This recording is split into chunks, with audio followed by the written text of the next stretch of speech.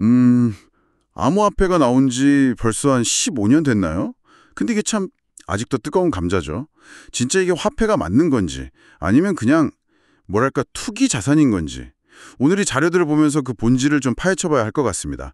특히 비트코인이랑 이더리움 이게 왜 다른지 또 스마트 컨트랙트 이게 뭔지 정말 화폐로 쓸 수 있는 건지 같이 한번 깊이 들어가 보시죠. 네, 아주 흥미로운 주제죠. 이게 단순히 기술만 볼 게 아니라 경제나 철학 관점에서 그 근본 아이디어를 봐야 하거든요. 특히 신뢰 문제가 중요해요. 어떻게 신뢰를 만드는지, 또 설계 철학이 다르면 결과가 어떻게 달라지는지, 기존 화폐랑은 뭐가 근본적으로 다른가, 이런 걸 좀 중점적으로 봐야겠죠. 좋습니다.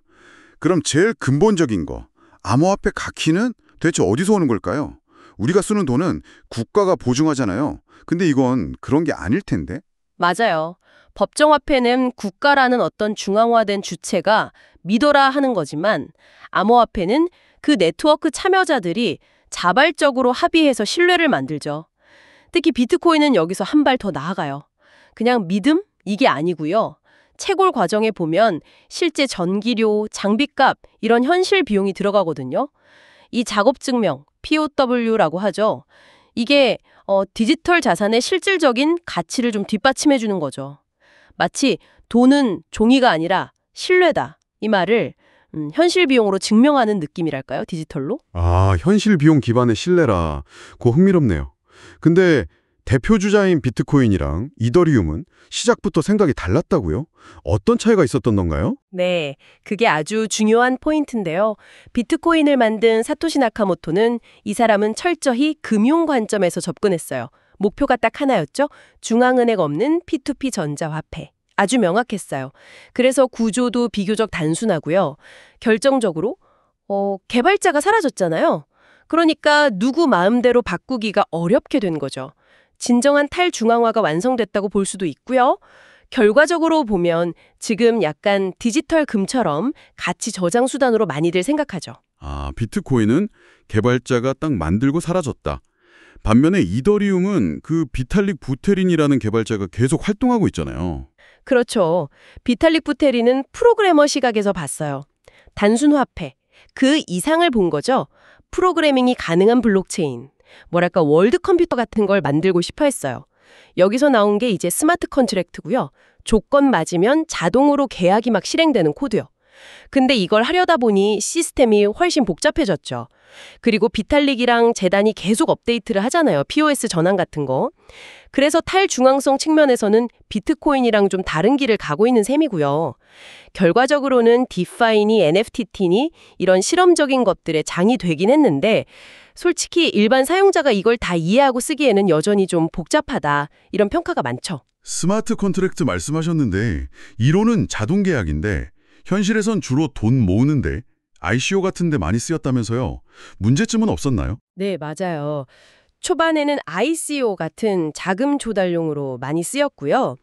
또 이게 코드다 보니까 오류나 해킹 위험도 있었죠. 그 유명한 다오 해킹 사건도 있었고요. 더 근본적으로는 스마트 컨트랙트는 한 번 배포하면 수정이 거의 불가능하거든요. 근데 현실 계약은 그렇지가 않잖아요. 상황 바뀌면 서로 협상도 하고 조정도 하고 그런 유연성이 좀 부족하다는 한계가 명확했죠. 코드는 너무 딱딱하니까요. 아, 그런 기술적인 한계가 결국 그 블록체인 트릴레마랑 연결되는 거군요. 탈중앙성, 보안성, 확장성. 이 세 개를 동시에 다 갖기 어렵다는 거요. 정확합니다. 세 마리 토끼 잡기 어려운 거죠.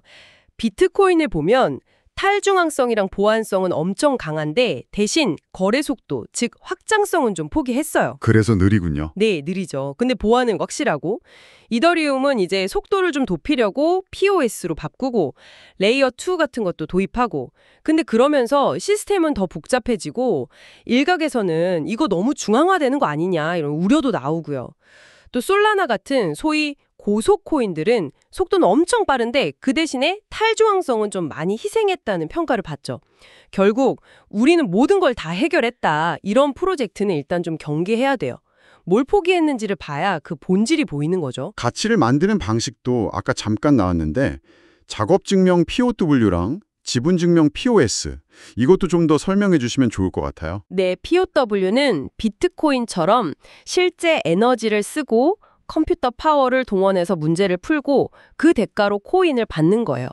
그러니까 현실의 노동이나 비용이 디지털 가치로 바뀌는 좀 직관적인 방식이죠. 반면에 POS는요, 해당 코인을 많이 가지고 스테이킹한 사람한테 블록 생성 권한이랑 보상을 더 많이 주는 방식이에요. 에너지 효율은 훨씬 좋은데 이게 결국 자본이 자본을 낳는 구조잖아요. 가진 사람이 더 유리한 거네요. 그렇죠. 그래서 디지털 귀족 아니냐, 부가 너무 집중되는 거 아니냐 이런 비판이 계속 따라다니죠. 현실 노동과의 연결고리도 좀 약하고요. 그렇군요. 그리고 암호화폐의 또 다른 중요한 특징으로 구조적 안정성을 얘기하던데요. 특정 국가에서 자유롭다는 점. 네, 이 점이 사실 굉장히 중요할 수 있습니다. 우리가 쓰는 돈은 그 나라의 운명이랑 같이 가잖아요.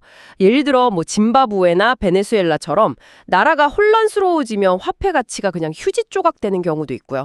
근데 비트코인 같은 건 특정 정부나 중앙기관 통제를 안 받잖아요.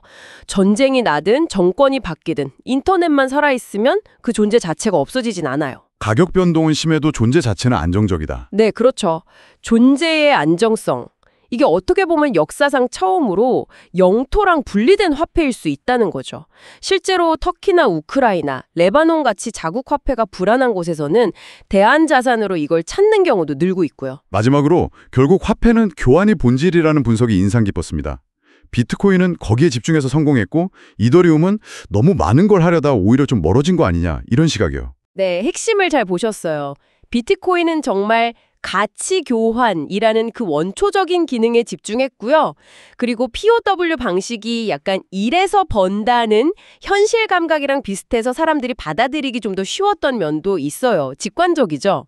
반면에 이더리움은 스마트 컨트랙트로 저장, 대출, 파생 상품, 온갖 금융 기능을 다 블록체인 위에 올리려고 했잖아요. 물론 디파이 같은 혁신도 있었지만 결과적으로 일반 사용자 입장에서는 너무 복잡해진 거죠. 그래서 사실 대부분의 사람들은 아직도 그냥 쓰기 편한 중앙화 거래소 CX에서 사고 팔잖아요. 결국 진짜 화폐로 널리 쓰이려면 기술 혁신도 중요하지만 단순함, 직관성, 이런 보편성도 무시 못한다는 걸 보여주는 거죠. 자, 오늘 얘기 쭉 들어보니까 암호화폐, 특히 비트코인이 주목받는 게 단순히 신기해서만은 아니네요. 국가로부터 독립된 구조적 안정성, 또 실제 비용, 그 POW 기반의 가치, 그리고 교환이라는 본질에 충실한 단순함, 이런 게 좀 복잡한 기능을 내세웠던 다른 많은 알트코인들과는 확실히 다른 지점인 것 같습니다. 맞습니다. 오늘 우리가 나눈 이야기들을 바탕으로 한번 이런 질문을 던져볼 수도 있을 것 같아요. 암호화폐는 기존 금융 시스템의 기반인 국가 신용 없이도 뭔가 작동할 수 있다는 걸 보여줬잖아요.